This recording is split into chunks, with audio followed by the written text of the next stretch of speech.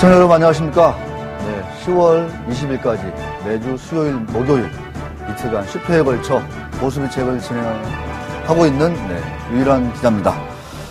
네, 오늘도 시장이 예상 밖으로 많이 올랐습니다. 이처럼 시장은 예상을 하는 것과 다르게 움직입니다. 그래서 대응을 하고 전략을 짜고 운용을 잘해서 수익을 내는 게 여간 어렵지 않습니다.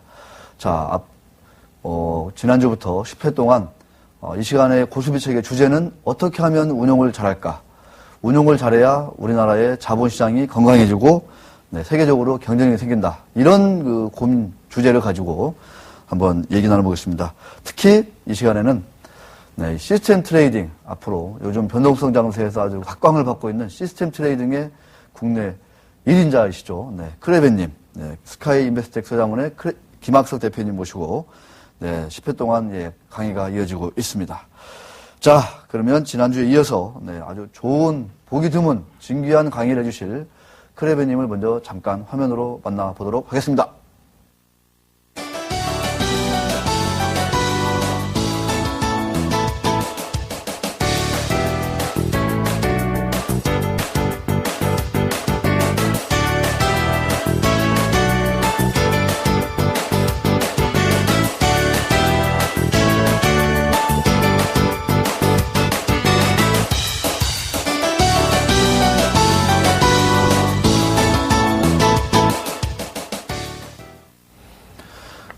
무엇을 거래할 것인가에 이어서 이번 시간에는 어떻게 거래를 할 것인가.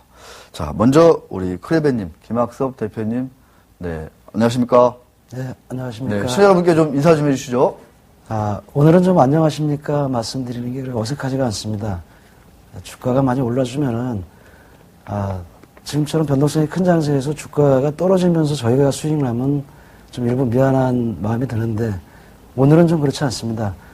저희들 전 계좌도 오늘 모든 계좌가 다 정고점을 돌파했습니다. 그리고 주식을 하시는 분들도 이제는 조금 가슴을 좀 쓸어 내리셔도 괜찮을 것 같습니다. 앞으로 이런 날이 좀 많았으면 좋겠습니다. 예. 네. 모든 계좌가 정고점을 돌파했다. 그 수익률 그래프를 한번 보고 싶네요. 어떻게 돌파했는지. 아마 이번 10회에 걸친 강의를 듣게 되면 어떻게 해서 이 크레벤님이 이 무서운 변동성 장세에서 수익률이 정고점을 계속 이렇게 돌파해 나갈 수 있는지, 돌파해 나가고 있는지를 한번 아실 수 있을 것 같습니다. 자, 지난주 강의 내용 기억이 많이 납니다만 짧게 우리 대표님께서 좀 정리 좀 해주시죠. 어제 강의에서 오늘하고 이어지는 강의인데 거래를 하는데 두 가지 좀 약간 차원이 다른 요소들이 있습니다. 첫 번째가 무엇을 보고 할 건가? 아무것도 안 보고 할 수는 없죠. 무엇인가 보고는 해야 되는데 그 무엇을 보고 하는 것 중에 일반적인 모든 분들이 사용하고 계시는 가격 혹은 거래량 관련 지표 말고 제가 어제 말씀드린 것 중에는 자기 수익하고 시간 이 두 가지가 오히려 객관적인 자료인 가격이나 거래량보다 훨씬 자신의 거래 기법이나 원칙을 세우는데 유용하게 써먹을 수 있다라고 말씀을 드렸습니다. 그 두 가지, 어저께 제가 생소하게 느끼시는 분도 계실 거고, 또 생각은 있으나 어떻게 사용하는지 모르셨던 분도 계셨을 텐데, 앞으로 시간을 두고서 많은 부분이 그 두 가지를 계속 반복해서 언급하게 될 겁니다. 그 두 가지를 가져오는, 구체화시키는 방법, 그게 이제 오늘의 어떻게, 그 네 가지 변수 중에 그 두 가지를 첨부해서 어제 소개시켜드렸던 자기 수익이나 시간을 활용하는 방법을 좀 소개해드리도록 하겠습니다. 네. 자, 그럼 네 번째 시간 강의 제목, 주제를 화면으로 잠깐 먼저 보겠습니다.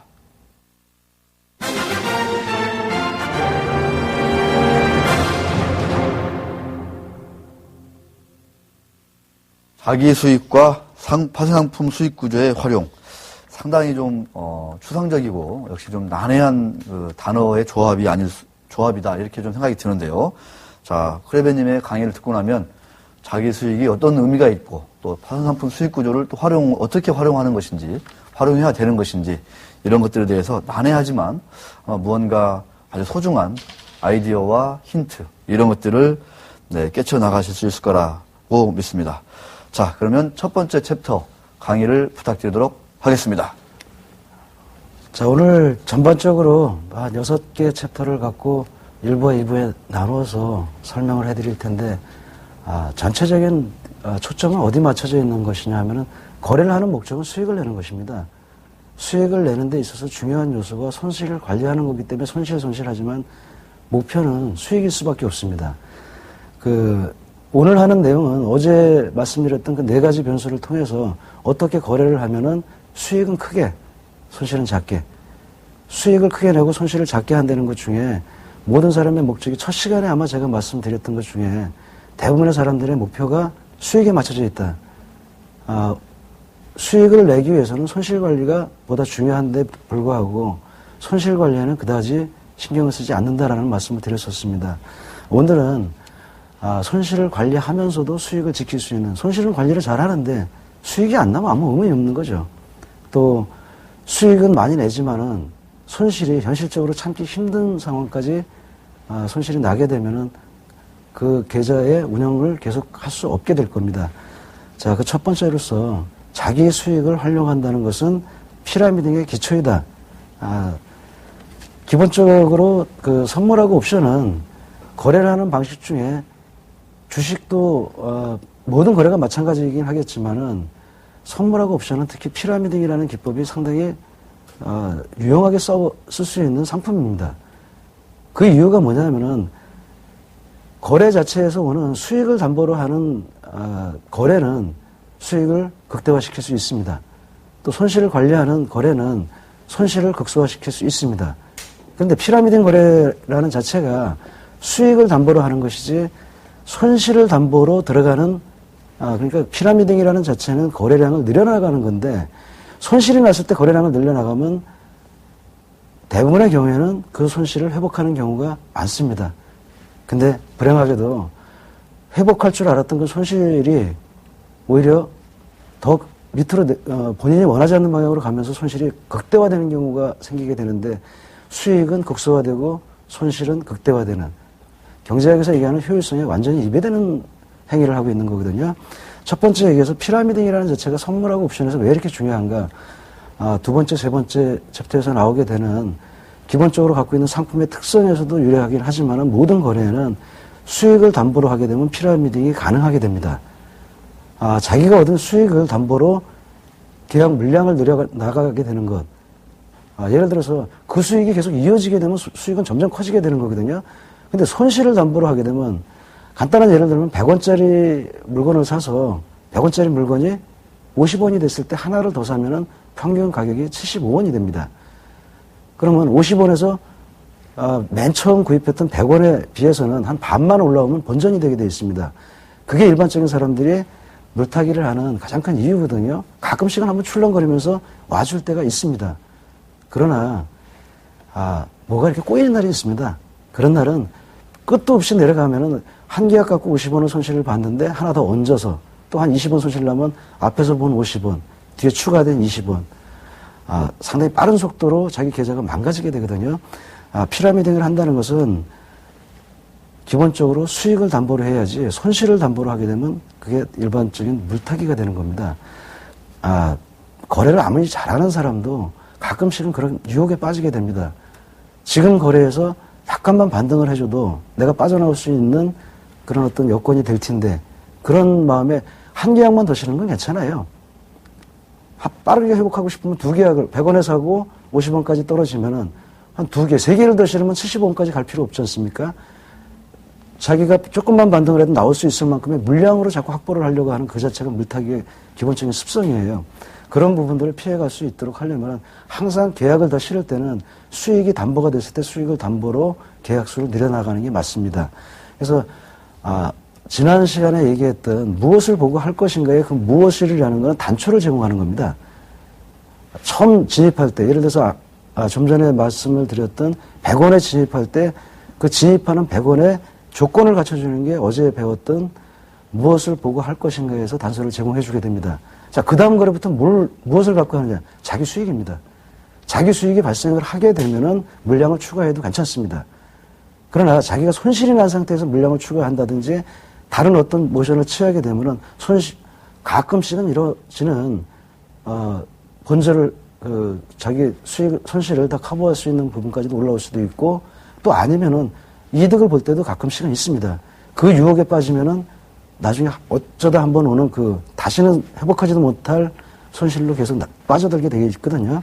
그래서 지금 첫 번째 말씀을 드리는 거는 자기 수익을 활용한다는 것은 피라미드의 기초가 된다는 뜻이 무슨 뜻이냐면은 수익을 담보로 계약수를 늘려나가거나 아니면 거래 자체의 어떤 조건을 계약수가 될 수도 있고요.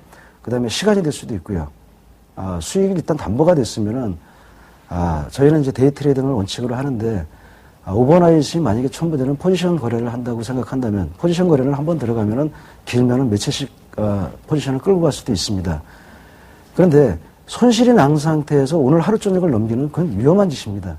수익이 난 상태에서 물량을 더 얻는다든지 시간을 더 길게 연장을 하는 거는 수익이 담보가 되어 있기 때문에 위험성이 줄어들게 되어 있습니다.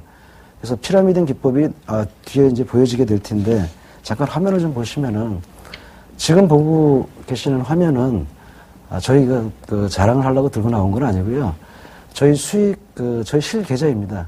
실 계좌고 국내 계좌를 하면은 내가 저때 수익이 났는데 쟤네들은 왜 손실이 났을까 이럴까봐 지금 보여드리는 이 차트는 중국에서 저희가 운영을 하고 있는 실 계좌의 차트입니다. 그래서 자랑을 하고 싶어서 들고 나온 게 아니고 수익 구조를 보시라는 겁니다. 계단식 구조로 수익이 날 때는 수익을 크게, 손실이 날 때는 이런 구간 같은 경우는 상당히 오랜 기간 동안에 손실이 재미없는 구간을 만나게 되는 거죠. 그런 구간을 만났을 때 계속 손실을 관리해 주지 않으면 나중에 아무리 뒤에 이 큰 수익이 온다 하더라도 지금 그림을 여기까지 만약에 손실 관리를 못하고 떨어졌을 때 이게 여기 붙어본들 전고점 여기 있습니다. 요원하기 짝이 없습니다. 그런 상태에서 중요한 거는 뭐냐면 이 수익이 났을 때 수익을 먹어야 되는 거는 당연합니다.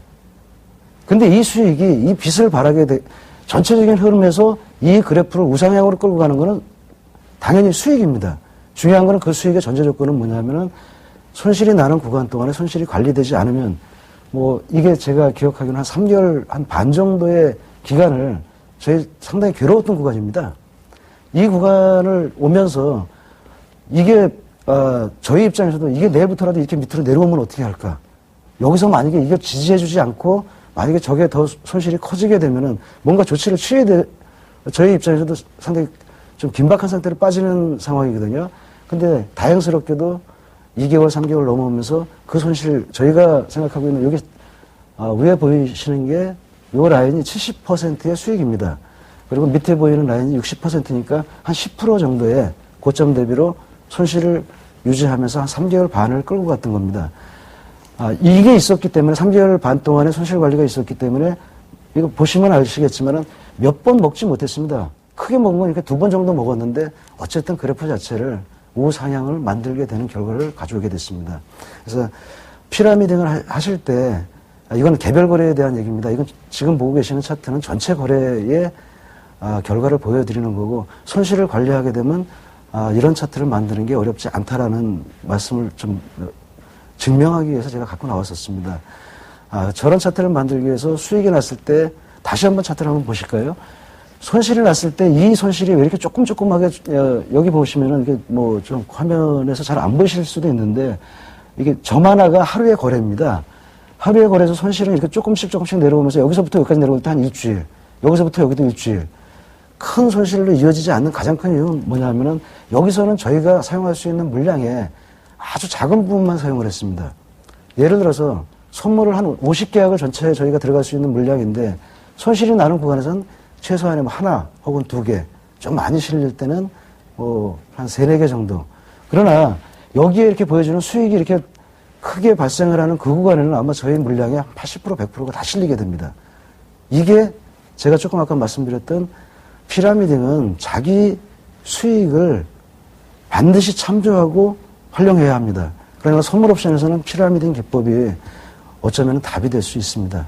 그래서 첫 번째 챕터로 소개를 해드렸던 자기 수익을 활용하는 것이 피라미딩의 기초다. 그럼 피라미딩을 하면 어떻다는 얘기냐? 아마도 뒤에 챕터에서 나오게 되겠지만 피라미딩은 아마도 선물 옵션 파생 시장에서는 가장 빠르게 답을 찾을 수 있는 거래 방법. 오늘 주제가 어떻게 거래를 할 것인가인데 그 어떻게 거래할 것인가의 핵심을 이루고 있는 게 피라미딩입니다. 다음 챕터로 넘어가서 보면은 파생시장에는 선물하고 옵션 매수, 옵션 매도 세 가지의 상품이 존재한다라는 게 주제인데 사실 여러분들 이렇게 말씀드리면은 선물하고 옵션이 있는 거 아니냐. 무슨 옵션 매수를 또 매수 따로 매도 따로 구분하는 이유는 뭐냐. 매수하고 매도가 수익 구조가 전혀 다르기 때문에 그렇습니다. 잠깐 마찬가지로 화면을 잠깐 보시면은 지금 보고 계시는 화면에 맨 오른쪽에 있는 화면에서 보면은 Y축에 되어 있는 게 선물 지수입니다. 여기 눈금을 표시를 하지 않아서 그런데 선물 지수를 이렇게 균등하게 나눠서 보시고 선물 지수가 저는 이제 매수 상태로 포지션을 유지하고 있다고 했을 때 선물이 1% 올라가면 수익은 50만 원이 나는 겁니다.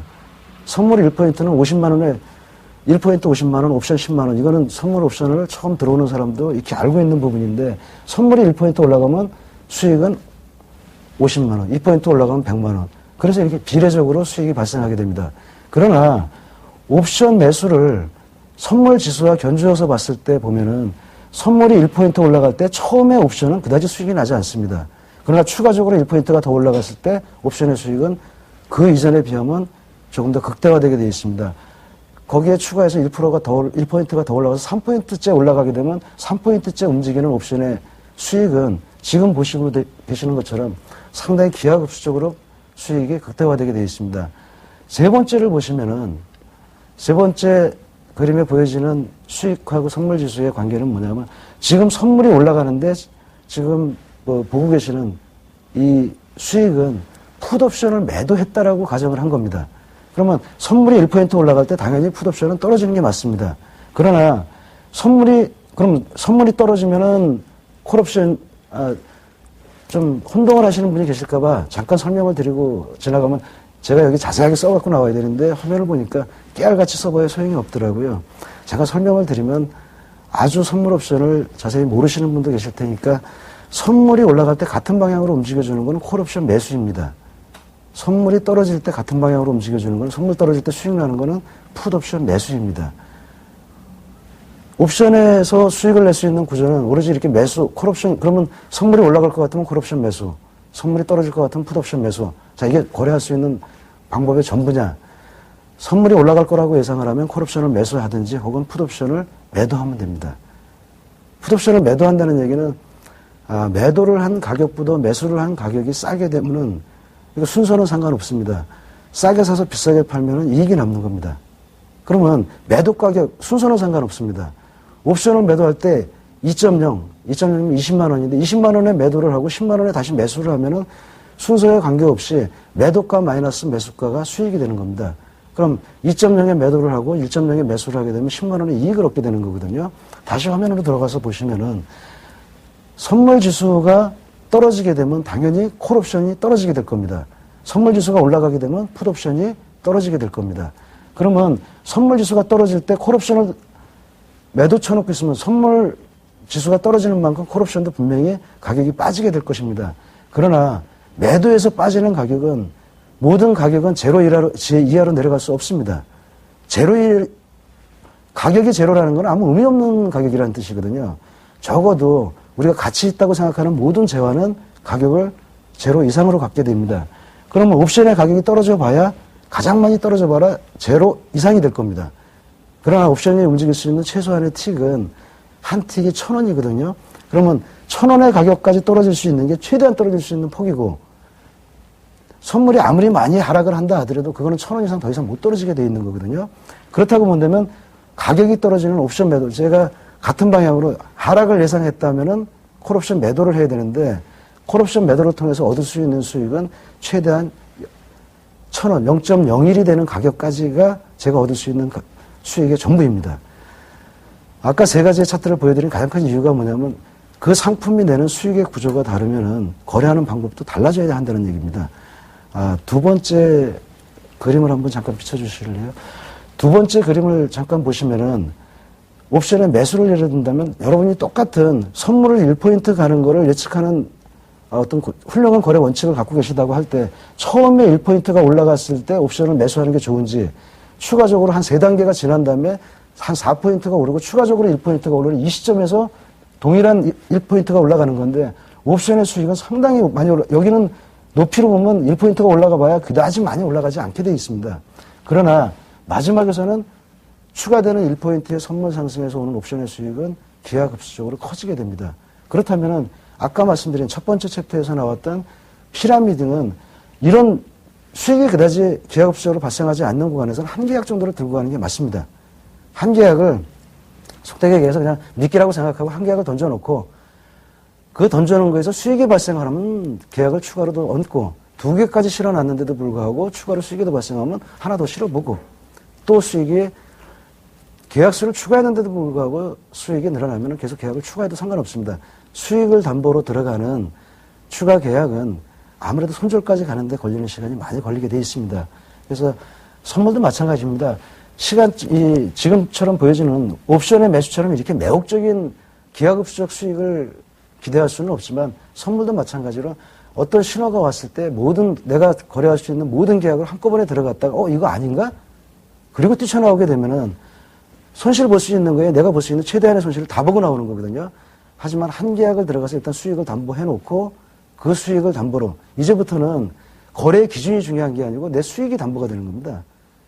수익을 담보로 들어가서 쉽게 말씀을 드리면 한 10,000원을 벌어놓고 하나 더 들어가서 한 5,000원까지 밀리면 아까 그 물타기하고 거꾸로 된 논리 이해하시기 편하게 100원짜리를 샀는데 50원이 됐을 때 한 계약을 더 사면 75원까지만 올라가면은 본절은 오게 되거든요. 마찬가지로 피라미드는 100원이 수익이 났을 때 하나를 더 사갖고 2개가 합쳐져 그러면 둘이 50원 까먹으면 100원 없어지게 두 번째 들어온 건 수익이 없었으니까요. 그럼 둘이 합쳐서 50원씩 둘이 사이좋게 나눠서 잃게 되면은 본절이 되는 겁니다. 그래서 100원이 수익 났을 때 하나를 더 들어가면서 50원까지 밀리면 나오면 그게 본절입니다. 손실까지 갈 이유가 없지 않습니까? 그래서 피라미드 기법을 사용한다는 것은 수익을 전제로 들어가야 되는데 어제 말씀드렸던 것 중에 거래를 하는 데 있어서 꼭 봐야 될 변수 중에 가장 중요한 2가지가 추가가 됐던 자기 수익과 시간. 지금 거래하는 이 방법은 어떻게 차트를 잘 볼 것인가, 이동평균선을 어떻게 볼 것인가, 보조지표 이런 말씀을 드리고 있는 게 아니고 자기 수익만 보고서도 거래의 수익을 극대화시킬 수 있는 방법이 존재한다는 것이고 그게 거래를 하시면서 그다지 지키지 어렵지 않은 상태에서 자기 수익을 극대화할 수 있게 됩니다. 자, 세 번째로 지금 말씀드리고 이렇게 제가 말씀을 드리면서도 선물 옵션에 대해서 너무 초보적인 지식이 없으신 분들은 지금 나는 옵션 매수 매도도 지금 헷갈려 죽겠는데 뭐 거기다 대고 뭐 계약을 더 추가하고 시간을 더 끌고 가고 하는 게 무슨 얘기인지 좀 모르겠다. 제가 정해진 시간이 10주면 10시간이 되는 10회면 10시간이 되는데 10시간 동안에 기초부터 아주 고급까지 다 막내해서 할 수 없어서 저도 좀 안타깝습니다. 하지만 어느 정도 기초 지식이 있다고 생각하고 아까 드렸던 그 세 가지의 도표는 선물에서의 수익 구조, 옵션 매수의 수익 구조, 옵션 매도의 수익 구조는 앞으로 조금 강의가 더 진행되면서 몇 번 좀 반복해서 언급하게 될 테니까 그때가 가면 저런 이유 때문에 상품별로 수익 구조가 달라져야 되는구나 라고 생각하실 수 있게 됩니다. 지금 드리는 말씀 중에 상품이 이렇게 세 가지 있다는 건 일단 2부에서 말씀드리게 되는 자금 관리하고 긴밀하게 연관이 되기 때문에 다시 한번 언급하게 될 겁니다. 자, 마지막으로 아주 간단하게 지나갈 챕터인데 자기 수익은 자금 관리의 기초다 라고 얘기하는 부분이 자금 관리는 모든 책에서 모든 성공했던 사람들이 가장 강조해서 얘기하는 것입니다. 쉽게 말씀을 드리면 자금 관리는 너무 거창하게 얘기하지 마시고 그냥 베팅하는 수준입니다. 내가 어떤 패를 들었을 때 10,000원을 걸 것인지 10만 원을 걸 것인지 똑같은 개념으로 생각하시면 될 것입니다. 어떤 신호가 들어왔을 때 내 가진 전 재산을 다 거래에 투입을 할 건지 아니면 조금만 집어넣고 상황 봐가면서 조금 추가로 할 건지 자금 관리를 한다는 것은 결국은 베팅을 조절하는 자기의 거래하는 규모를 조절하는 건데 이 부분이 중요한 이유는 뭐냐면은 자금 관리라는 부분은 상당히 중요하기 때문에 이번 교육에서 별도의 한 장으로 시간이 좀 마련되어 있습니다. 그때 가서 자세히 말씀드리기로 하고, 자금 관리를 하는 데 있어서 자기 수익이 왜 중요한가. 한 가지 예를 들면 이런 게 있습니다. 90%의 승률인 10번을 거래를 하면 9번은 성공을 하고 1번은 실패를 하는 이런 거래 방식이 있다고 하고, 만약에 9번을 수익을 내고 1번을 실패할 수밖에 없는 거래 방식, 한 10년을 통계를 냈는데, 그렇다면 한 번 성공을 했을 때 성공을 해서 얻어진 수익을 그 다음번에 다 투입해도 좋습니다. 90%의 확률이기 때문에 실패할 확률이 10%밖에 없습니다. 버는 돈을, 그게 만약에 99%까지 가면은 복리로 계속 수익을 창출하는 것도 괜찮습니다. 그러니까 한 번 오더라도 그 다음에 나머지 99번은 다 이길 수 있기 때문에 괜찮은데, 자기 수익의 유형이 90%의 승률인데 이 사람이 자금 관리를 9번을 이길 때는 10원씩 먹고 마지막 한 번에서는 100원을 잃어버리면 10원 손실이 나죠, 총체적으로. 10원씩 9번을 먹어서 90원을 먹고 그 다음번에 100원을 손실이 나서 그동안 벌었던 90원 더해서 10원 이렇게 손실이 나게 되는 거거든요. 그래서 자기 수익률의 구조를 알게 되면은 베팅에 어떻게 베팅을 할까를 알게 되게 있습니다. 그래서 자기 수익은 자금 관리의 기초다 하는 얘기가 뭐냐면, 베팅을 어떻게 할 것인가를 결정하는 데는 자기 수익의 유형이라든지 자기 수익에서 나오는 말은 자기 수익이라고 하지만 사실은 보다 중점을 둬야 될 부분은 자기 손실의 유형을 알고 있으면 자금 관리를 하는데 상당히 유용하게 활용할 수 있게 됩니다. 그래서 대부분의 경우에 있어서 이길 때 10%, 벌 때 한 10%보다 좀 많은, 승률이 50%인데 먹으면 한 10%, 일면은 8%, 승산이 있는 게임입니다. 승률이 50%인데 손실이 나면 10%, 수익이 나면 8%, 승산 없는 게임입니다.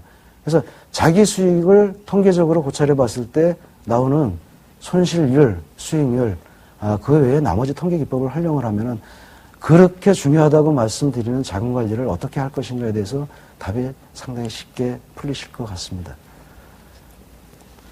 네. 지금까지 첫 일부 강의가 끝났습니다. 우리 크레벤님의 중국 파생 펀드라고 중국 시스템 펀드라고 얘기할 수 있겠죠.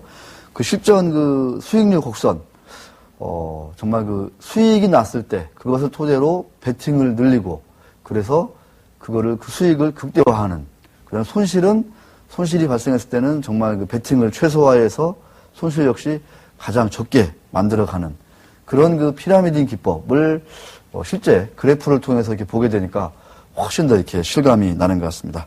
자, 잠시 후에 어떻게 하면 정말 거래를 가장 잘했다라는 소리를 들을 수 있을지 우리나라 최고의 고수로부터 더 한번 들어보도록 하겠습니다.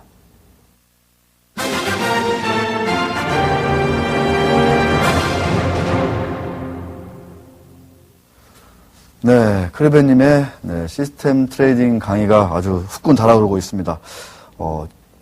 첫 번째 주, 그 다음에 어제보다 오늘 강의는 훨씬 더 알차고 또 쏙쏙쏙 전달이 잘 되는 것 같습니다. 듣는 제가 아주 공부가 아주 잘 되고 있는데요. 자, 그러면 이제 어떻게 아까 조금 전에는 이제 수익을 바탕으로 해서 자금 관리도 하고 그걸 통해서 이제 수익률을 좀 쌓아가라 이런 말씀하셨는데, 자, 그럼 어떻게 거래하는 것이 가장 좀 이 힘든 장에서 현명하게 거래하는 것인가, 한번 그거에 대해서 한번 좋은 말씀을 좀 해주신다고 합니다. 자, 부탁드리겠습니다. 저 두 번째 이제 2부에서는 제가 좀 자극적인 좀 주제를 달았습니다. 모든 전투에 참여하는 군인은 죽을 수밖에 없다. 아무리 유능한 훈련을 받고 유능한 자질을 띄었다 하더라도 모든 전투마다 참여를 하는 군인은 죽을 확률이 그만큼 높아지게 되어 있습니다. 여러분들이 아무리 뛰어난 트레이더라 하더라도 모든 게임에 다 참여를 하면은 트레이더의 죽음은 계좌가 없어지는 겁니다.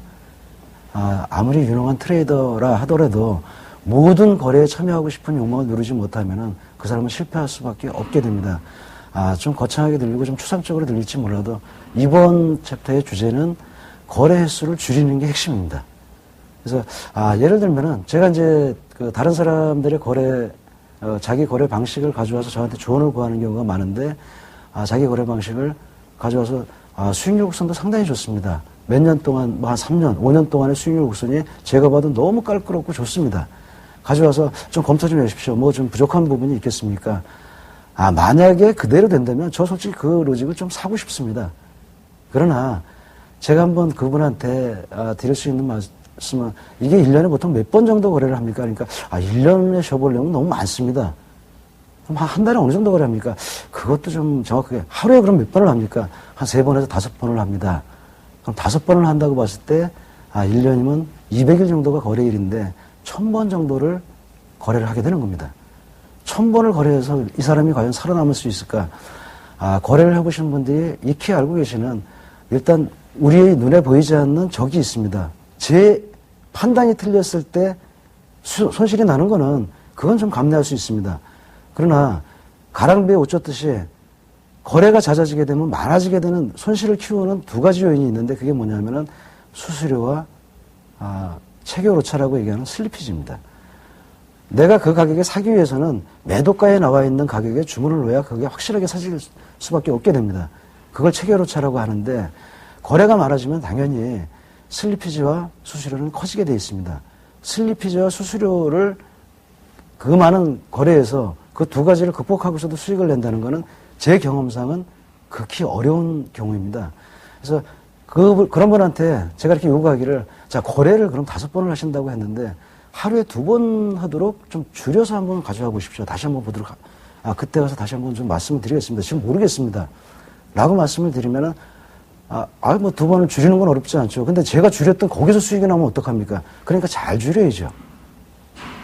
그래서 이제 한참을 지나고 나면 2번으로 줄여서 2번으로 줄이게 되면 1년을 해봐야 400번 정도의 거래를 줄게 됩니다.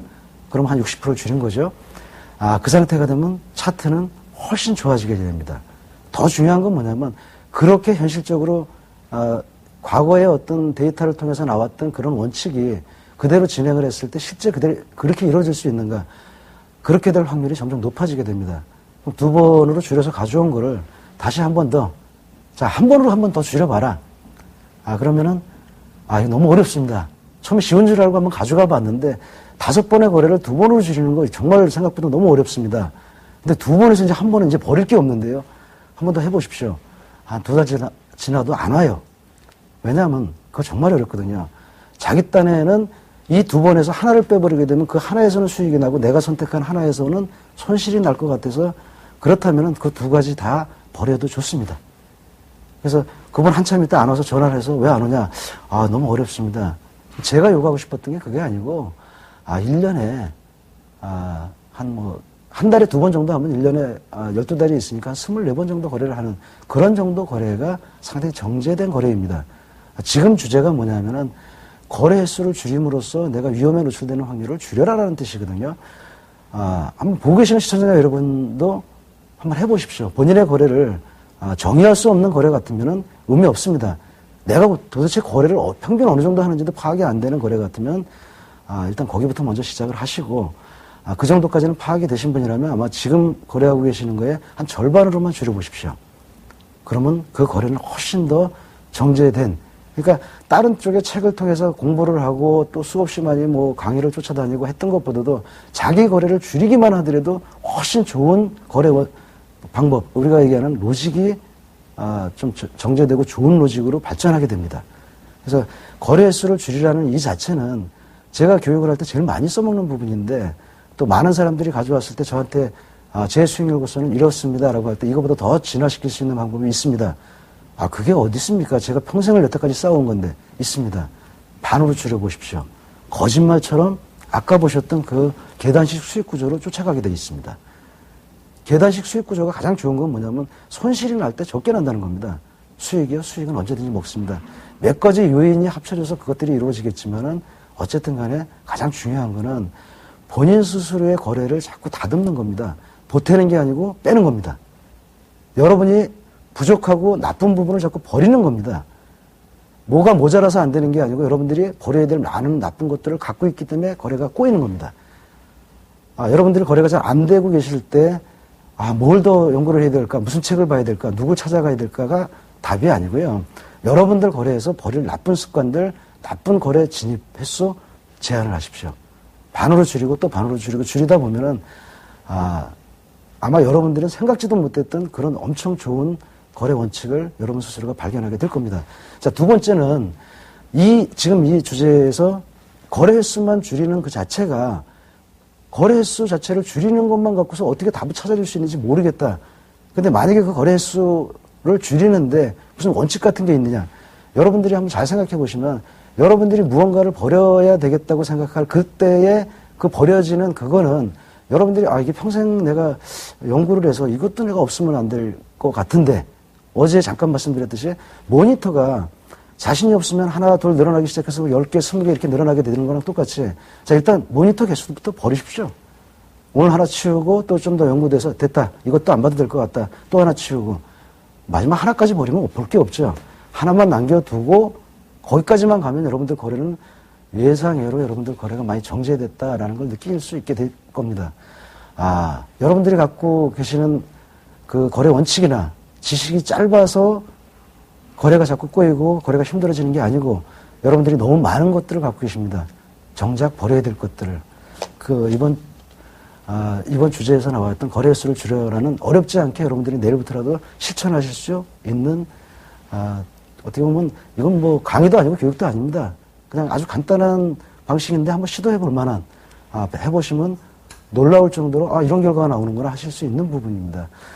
그런 좌우명을 갖고 계시는 분이 손실을 이거 첫 시간에 아마 제가 한 것 같은데, 워렌 버핏 말씀 잠깐 드렸을 때, 잃지 말자.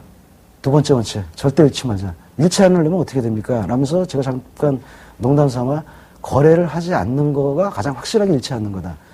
거래를 아주 안 하면 의미가 없겠지만 최소한의 거리를 줄이는 그게 아마 여러분이 답을 찾는 가장 비결이 될 겁니다. 다음은 자기 거래 방식의 손실 구조를 아는 것은 기본 중에 기본이다.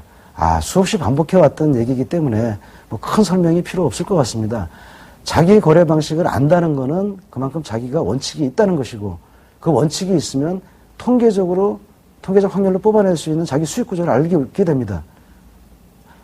가장 간단한 예를 들면은 연속 손실 횟수가 제가 한 3년 동안에 최대한 나오는 손실 횟수가 14회다. 그 다음에 연속 수익 횟수가 똑같이 합시다. 14회다라고 가정을 하면은 여러분이 그 결과치를 믿는다면은 실제 거래에서 지금 연속 손실 14일 동안 손실이 나고 있다면 여러분 같으면 어떻게 해야 되겠습니까? 두 가지 행동을 취할 준비를 하셔야 되거든요. 하나는 14회가 넘어가면 긴장하셔야 됩니다. 이제는 과거의 데이터가 현실하고 맞지 않는 부분으로 들어가는 거거든요. 그러나 13회 단에 12대 정도가 올 때는 여러분들 조금 더 베팅을 늘리셔도 상관없습니다.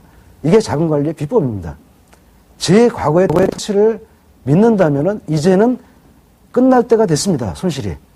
그러면 조금 베팅을 늘려서 확률상으로 이제 수익이 날 확률이 높아지는 구간에서 베팅을 늘리는 것은 비결입니다. 이거 수익을 극대화시키는 비결이라는 건 좀 거창하고 어떻게 보면 당연한 순서로 지금 현재 다음번에 먹을 확률이 상당히 높은데 약간의 베팅을 들어간다는 것 자체가 좀 모순되는 얘기입니다. 그래서 자기 수익을 통해서 얻어진 물론 원칙이 있는 그 결과를 얘기하는 겁니다. 그 수익과 손실에서 얻어지는 최대 손실 한도를 알고 있으면은 여러분들이 자금 관리에 그 부분을 활용할 수 있게 됩니다. 자, 세 번째, 그러니까 지금 이 부분의 주제에서 하나 더 짚고 넘어갈 건 뭐냐면 여러분들이 기대하지 않았던 수익이 그것도 어마어마한 수익이 나타났을 때 취해야 될 행동 차트를 잠깐 보도록 하겠습니다. 지금 보고 계시는 이 차트는 뭐 변동성을 보시는 분들은 이렇게 잘 알고 계시는 차트입니다. 색깔이 잘 보일지 모르겠는데 빨간 차트는 변동성 차트입니다. 파란 색깔로 표현된 거는 주가입니다. 대한민국 주가에서 뭐 선물 지수라고 생각하셔도 괜찮고 뭐 종합 주가 지수로 생각하셔도 괜찮습니다. 이렇게 기억하고 계시는 2008년도에 사상 최대의 변동성이 발생을 했습니다. 그리고 나서 한 2009년도, 2010년도까지 그간 전혀 겪어볼 것 같지 않았던 변동성 바닥을 겼던 한 2년 동안이 있었습니다. 그리고 최근에 또 급격한 하락장이 오면서 변동성이 물론 2008년도만큼은 아니지만 한 그 절반의 정도에 해당하는 변동성이 다시 발생을 했는데 무슨 얘기가 하고 싶은 거냐 하면은요. 지금 현재 변동성이 커졌던 이 구간까지 시스템 트레이딩을 하는 사람들이 어마어마한 수익을 냈습니다. 일중 변동성이 다 방향성으로 이어졌던 그러니까 시가에 시작을 해서 시가가 저가가 되고 종가가 고가가 되는, 혹은 시가가 고가가 되고 종가가 저가가 되는 이런 날이 엄청 많았는데 그 폭이 워낙 컸습니다. 그런 구간에서 시스템 트레이딩에 수익을 내는 건 당연합니다. 그런데 거짓말처럼 바로 뒤에 이어서 변동성이 큰 상태에서 방해성이 없어져 버렸습니다. 시가 종가가 같습니다. 아침에 시작한 가격이 저녁에 그냥 끝나버렸습니다. 그러나 장중에 미친 듯이 흔들어댔습니다. 그러면 시스템 트레이딩은 손실을 날 수밖에 없습니다. 여기서부터 이 구간까지 내려오는 동안은 시스템 트레이딩 하시는 분들이, 혹은 시스템 트레이딩이 아닌 원칙 거래를 하시는 분들이 이때 벌었던 것 중에 상당히 많은 부분을 토해냈던 부분입니다. 변동성 부분에서 이전에 어떤 데이터를 갖고도 이거를 예측할 수 없습니다. 이런 변동성은 1996년도에 대한민국에 선물이 생긴 이래로 없었으니까요. 그럼 그 이전의 데이터를 갖고 만들어낸 어떤 걸 갖고도 이거를 예측해서 당연하지. 내가 이런 날이 올 줄 알았어. 뭐 대충 이거보다 좋았으면 변동성이 컸으면 좋겠다 했지 이렇게까지 올라갈 줄 몰랐거든요. 그러나 이렇게 올라가서 났던 수익은 제가 조금 아까 말씀드리고 싶었던 게 뭐냐면 예정에 없던 수익은 예정에 없던 손실을 부른다라는 부분입니다. 수익이 나면 잘 가고 있는데 여기서 끊으면 안 됩니다. 지금 수익이 많이 나고 있고 생전 보지도 못한 변동성이 나는 구간에서 수익이 어마어마하게 나고 있는데 그걸 굳이 위험해서 못하겠다 끊으시면 안 되고요. 꺾인 다음에 변동성은 살아있는데 왜 수익이 이렇게 손실이 이렇게 커지지? 그때 가서 내가 못 봤던 구간에 왔던 거고 이제 또 못 봤던 구간 또 가나 보다. 근데 아까는 좋은 쪽으로 작용을 했던 거고 이번엔 나쁜 쪽으로 작용을 하는 거니까 일단 시장에서 빠져나오시는 게 좋습니다. 그래서 자기가 본인이 생각지도 못했던 이런 수익이 나와 좋아하기보다는 시장이 하나의 선물을 주면서 경고를 주는 거거든요. 방심하지 마라. 내가 좀 이따 너를 지금 그렇게 웃게 한 것처럼 한번 눈물이 쏙 빠지게 하마. 시장이 아주 따뜻하게 충고해 주는 부분이거든요. 그래서 여러분들이 생각하기에 여러분들의 과거의 데이터에서 없었던, 과거의 수익 구조에서 없었던 수익이 나면은 물론 좋죠, 기분은. 하지만 표정 관리하십시오. 그런 부분은 그 다음에 만약에 방심하고 있으면 바로 재앙으로 이어지는 잠시 주는 기쁨일 뿐입니다. 자, 이제 마지막으로 주제가 자기 거래 방식의 손실 구조를 아는 것은 기본 중에 기본이다. 하나가 더 있는데 그 마지막은 그냥 정리부분이 될 겁니다. 지금 말씀드렸던 자 그럼 어떻게 거래를 할 것인가의 마지막에 자기 손실 구조를 알고 자기 손실 구조에서 벗어나게 되면은 그 부분에 대해서는 경계해라. 아니면 시장에서 빠져나와라. 근데 그거보다 더 위험한 거는 자기가 예상 못했던 수익이 발생했을 때도 그거 못지않게 경계해라 라는 부분입니다. 자, 마지막으로 이번은 주제가 아닙니다. 그럼 결론은 어떻게 낼까? 지금까지 5가지를 쭉 봤는데 어제 봤던 무엇을 그거는 맨 처음에 진입하는 단초를 제공하는 겁니다. 그 다음에 나머지는 대부분이 자기 수익을 갖고 그 다음에 계약수를 더 싣고 수익을 극대화하는 방법을 좀 수박 겉핥기식으로 왔긴 했지만은 좀 한 5개의 주제로 나눠서 살펴봤습니다. 자, 마지막은 그러면 많은 거래 방식이 있는데 그 거래 방식들을 내가 여태까지 한 10년 동안 연구를 했는데 내가 얼마나 많겠냐. 그래도 명색이 이 바닥에서 10년을 넘어갔는데 내가 이론이든 실제든 내가 모르는 게 없다. 그러면 이분은 버리기 싫은 또 너무 아까워서 이거 차마 놓지 못하는 것들이 많게 되는데 지금 잠깐 그 차트를 보시면 이건 하나의 거래 방식입니다. 자, A라는 혹은 1번이라고 해서 좋습니다. A라는 거래 방식을 통해서 수익을 내면은 이런 수익이 나는데 제 눈에는 뭔가 좀 껄끄럽고 좀 못마땅한 부분이 보이거든요. 한 3군데가. 수익은 저는 관심 없습니다. 일단 우상향이 나왔으니까 이런 걸 여기 들고 나왔을 테지만은 제 눈에는 이 부분 참 좀 보기 안 좋습니다. 고점 대비로 많이 여러분들 MDD라는 게 무서운 게 뭐냐면 이 정도 벌었는데 뭐 이 정도 돌려주는 것 같고 그래. 여러분들 런칭 시기가 여긴지는 아무도 모릅니다. 재수 없으면 여기서 시작해갖고 원금부터 손실나고 이 원금이 손실나면서 이렇게 내려오면 괴롭게 되어 있습니다. 제 눈에 3군데가 여기 한 군데, 여기 한 군데, 여기 한 군데 3군데가 저거를 어떻게 좀 줄였으면 이거 괴롭거든요. 현실에서 만나면은 그러면 이런 그 거래 방식 하나에다가 하나를 더 붙여보겠습니다. 두 번째 붙여보면 다시 앞에 가서 보면 이거 빨간 색깔로 표시된 건 뭐냐면 원래 평균이라는 뜻인데 하나이기 때문에 그 자체가 평균이 된 거고 두 번째 가시면은 희미하게 보이지만 파란 색깔인지 녹색인지 이거하고 까만 색깔의 평균이 빨간 색깔입니다. 그러면 아까 이 부분에 첫 번째 있던 여기는 아직도 안 없어졌습니다. 그 다음에 이 앞부분에서 보였던 이 손실, 고점 대비 손실도 아직도 있습니다. 그대로. 근데 첫 번째는 희미하게나마 줄어들었습니다. 거래 방식을 그러니까 두 가지의 거래 방식을 택해서 봤을 때 줄어드는데 하나를 더 추가해 보도록 하겠습니다. 자, 이제 희미했던 게 두 개가 나타나고 이제 새로운 게 까맣게 또 나타났는데, 자, 그럼으로써 이제 평균 곡선이 아까하고 얼핏 보면 크게 다르지 않습니다. 근데 첫 번째는 현저히 없어져 버렸습니다. 괴로웠던 구간을 말씀드리는 겁니다. 자, 두 번째도 어디였었더라 할 정도로 없어졌습니다. 이제 세 번째만 이제 흔적이 좀 남아있는 상태거든요. 아직도 못마땅하면 하나의 거래 방식을 또 추가해 보도록 하겠습니다.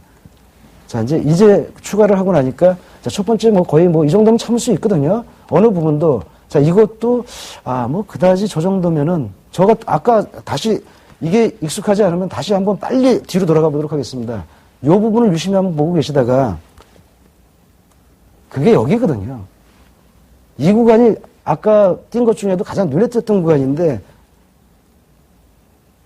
그 구간이 여기 어딘가 흐물흐물 없어져 버린 상태가 돼버렸습니다. 그래서 이 얘기는 뭐냐면은, 자신이 없을 때 나누는 건 정말 좋습니다. 포트폴리오라는 거는 바로 그런 뜻입니다. 종가에 한 2시까지 수익이 많이 났어요. 근데 때로는 한 2시 10분 넘어가면서부터 잘 가던 상승이 1시간 혹은 30분을 남겨두고 막 급락으로 이어지든가, 아니면 하루 연종일 잘 떨어졌던 가격이, 주가가 한 30분 남겨놓고 막 급격한 반등을 해갖고 거의 막 하루치를 다 회복해버리는, 그러면 뒤에 가서 생각하면 너무 아깝죠. 아까 팔걸.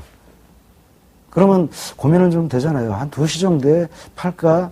아니면 종가에 팔까? 어차피 오버나잇은 안 하는 거니까 팔긴 팔아야 되는데, 고민될 때는 여러분들 나누십시오. 그냥 2시에 반 팔고 3시에 반 파십시오. 그럼 리스크에서 그만큼 벗어나실 수 있지 않습니까? 또 더 고민되면 10분 간격으로 파십시오. 만약에 계약수가 가능하다면은, 2개 갖고 10분씩 나눠서 6분 팔 수 없지만은, 한 6개, 10개 되는 경우에는 나눌 수 있는 만큼 나눠서 파십시오. 그 원리하고 똑같습니다. 저런 어떤 피하고 싶은 손실 구간이 있을 때 그 손실 구간을 피하는 그렇게 되면 어저께 말씀드렸던 그 특이한 수치에 빠지는 함정, 거기에 빠져버리게 됩니다. 그러지 말고 그렇게 하는 방식 하나, 이렇게 하는 방식 하나, 두 개를 혼용하게 되면은 아까 보기 싫었던 그 부분을 없앨 수 있습니다. 대부분의 경우는 손실이 극대화되는 그 구간, 맥스 드로우 다운에서 현실은 대부분의 경우는 거래를 포기하게 됩니다. 자, 오늘은 아마 이게 결론이 거의 나버리는, 그래서 답은 뭔데? 답은 포트폴리오로 거래하랍니다. 앞으로 이제, 혼자 하는 데는 좀 힘들지 모르지만 진행돼 나가면서 그렇게 구성되는 부분을 좀 찾아보도록 하겠습니다. 네, 정말 마술이네요, 마술. 포트폴리오 거래를 통해서 평균 값을 그어다 보니까 아주 보기 싫었던 급락, 손실의 어떤 급락 구간들이 아주 사라져버리는 그런 마술을 경험한 것 같습니다. 자, 지금까지 크레베님, 김학섭 대표님의 네 번째 강의였습니다. 자, 오늘 강의 어떤 강의를 했는지 잠깐 화면으로 정리해 보도록 하겠습니다.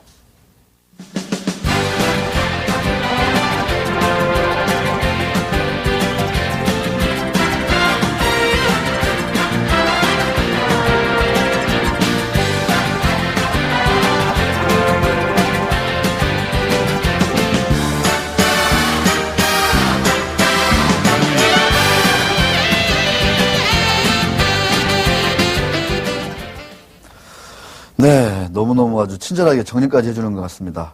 네, 지금 이 하나하나의 과정들이 크레베 시스템 트레이딩으로 가는 길목입니다. 그 과정의 하나하나 계단을 지금 밟고 가시는 거고요.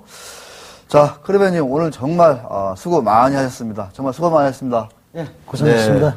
자, 다음 이 시간에는요, 특별히 크레베 시스템 트레이딩의 입문, 이것을 잠깐 한숨 쉬어가자는 차원에서 시장의 장기적인 흐름, 큰 흐름을 어떻게 읽어갈지, 요즘 정말 시장을 예측하는 거 어렵지 않습니까?